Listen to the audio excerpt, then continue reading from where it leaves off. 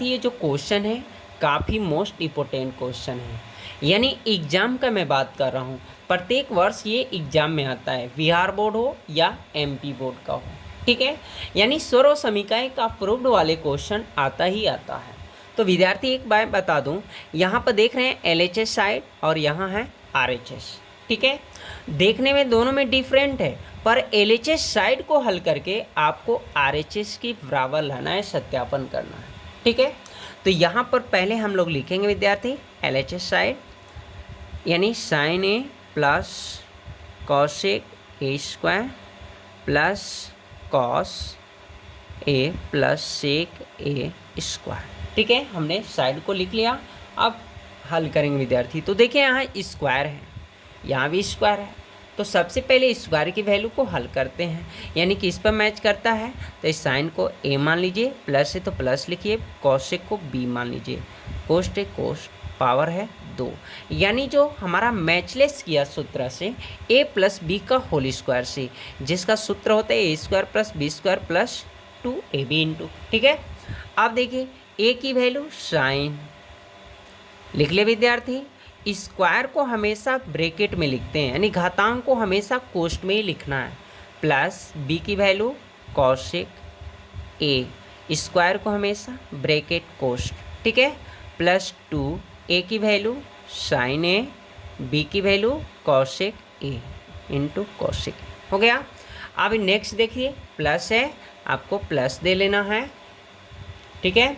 आप देखिए cosec A plus sec square, यानी इस पर भी यही मैच किया, यानी ए प्लस बी के होल स्क्वायर, इसको ए मानिए, इसको बी, स्क्वायर है स्क्वायर दीजिए, यानी ए प्लस बी के होल स्क्वायर पर। तो यहाँ पे हम लोग ए की वैल्यू कॉस मानेंगे, तो ए स्क्वायर है तो कॉस स्क्वायर, हो गया।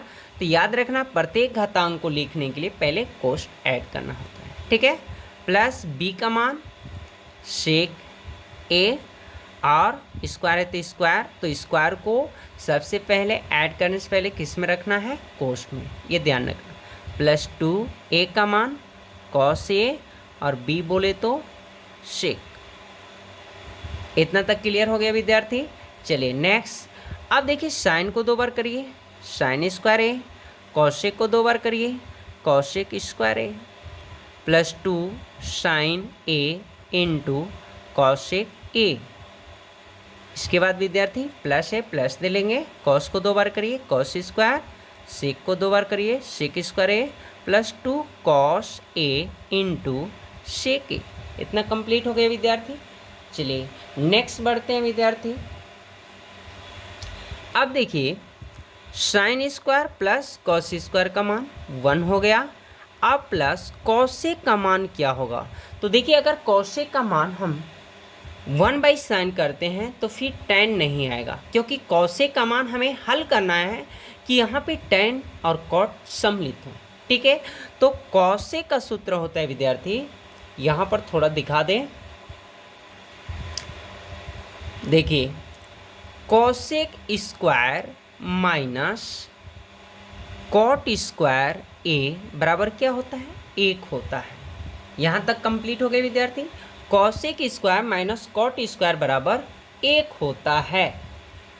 तो यहाँ पर कॉसेक का मान क्या हम लोग पक्ष का यहाँ पक्षांतर करेंगे तो आ सकता है, देखिए 1 माइनस है तो क्या हो जाएगा प्लस, तो कॉसेक का मान 1 प्लस कॉट स्क्वायर ए लिख लिया, प्लस 2 साइन ए विद्यार्थी। नेक्स्ट बढ़ते हैं, तो अब देखिए 2 साइन इंटू है, तो कॉसेक का मान किस प्रकार किया जाए विद्यार्थी कि वैल्यू जो है 7 अंक में है।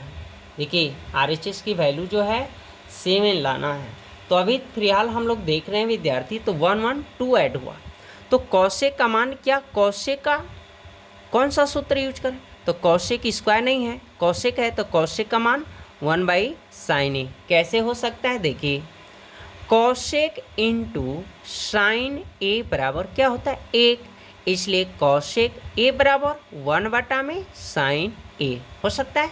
चलिए इतना क्लियर कर लिया। प्लस